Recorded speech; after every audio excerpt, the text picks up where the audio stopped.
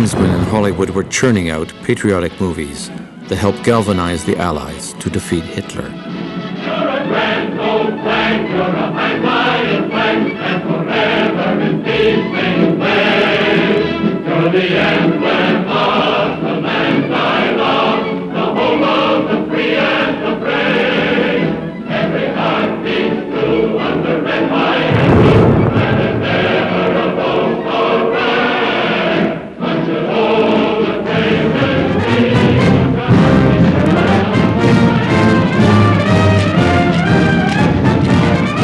Jack Warner really believed that his movies helped to win the war. He loved to point out that the chemical ingredients of film were also used to make smokeless gunpowder. Mr. Warner, through his experience and background in the motion picture industry, impelled by the finest patriotic motives, and on his own initiative, pointed out to the arms and services of the United States forces the use that could be made of the motion picture in the effective prosecution of the war. Despite appearances to the contrary, events would soon demonstrate that the Hollywood Jews were still fearful immigrants seeking acceptance from Gentile America. Shortly after the war, the State Department organized a tour of a number of Hollywood executives, most of whom were Jewish, to visit Europe and see the concentration camps. Mr. Rathbun of RKO, Mr. Barney Balaban of Paramount, Mr. Clifford Work of Universal, Mr. Harry Cohn of Columbia, and Mr. Jack Warner being emphatic at the end of the line. We have almost no testimony from these Hollywood Jews on their reaction to what they saw. We have no idea, really, of how deeply it impacted them. All we know is that when they returned to the United States, one might think that someone there might have been moved to make some film, or at least some gesture, that would memorialize the 6 million who died. And what is interesting is the absence of any such film or any such gesture. Perhaps it affected them in such a way that, like everything else that's filtered through the Hollywood Jewish consciousness, they felt they could not, they better not, express it.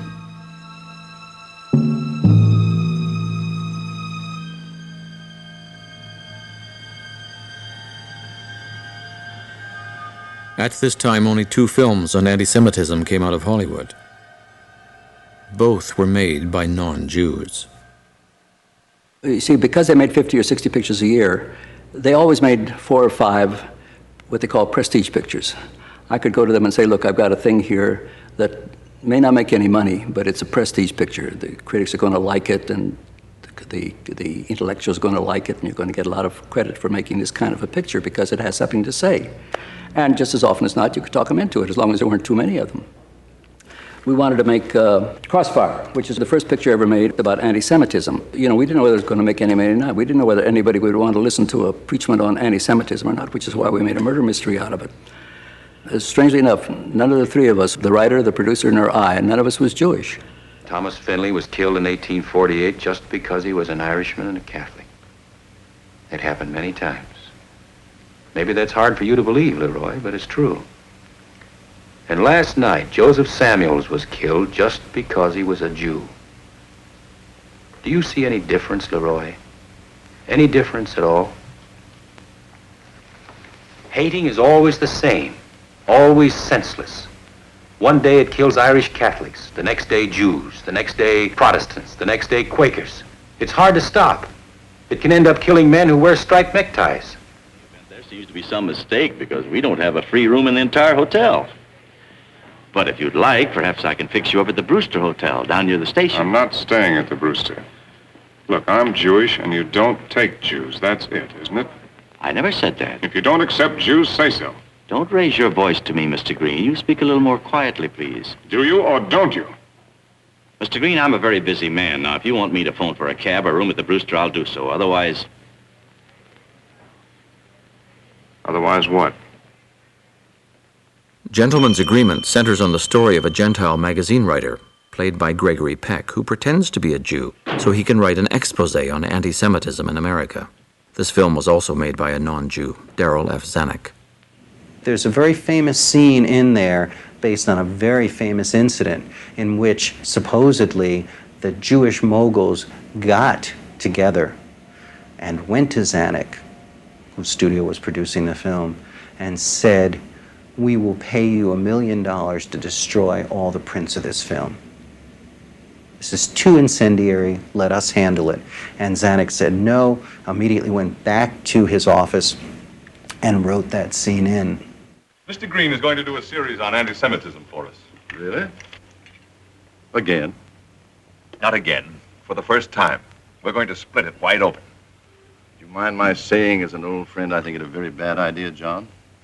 The worst, the most harmful thing you can possibly do now. Not at all. Why is it a harmful idea? Because it'll only stir it up more. That's why. Let it alone. We'll handle it in our own way.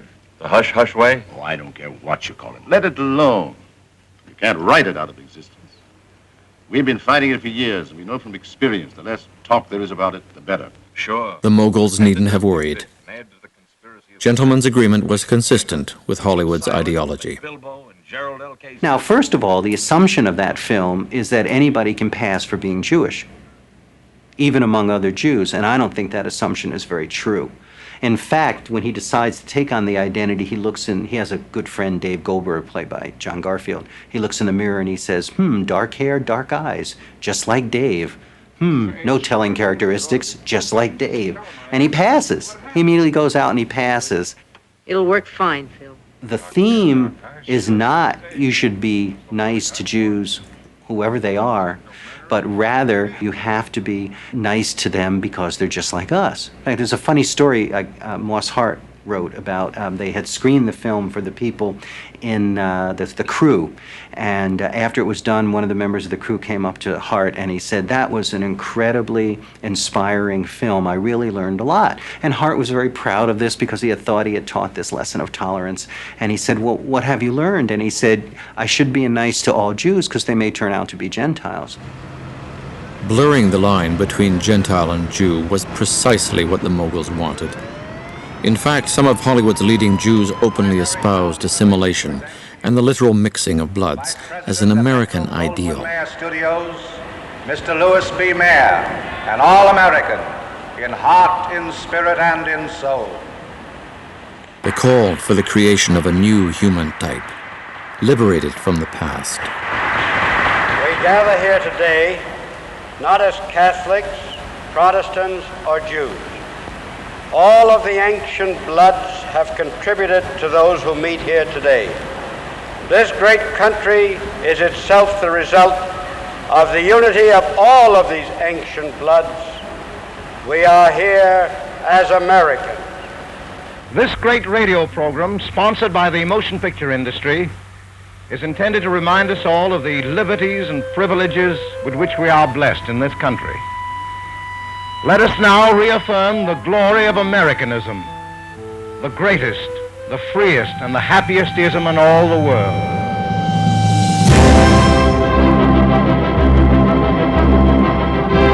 Calling the House Un-American Activities Committee to order, Chairman J. Parnell Thomas of New Jersey opens an inquiry into possible communist penetration of the Hollywood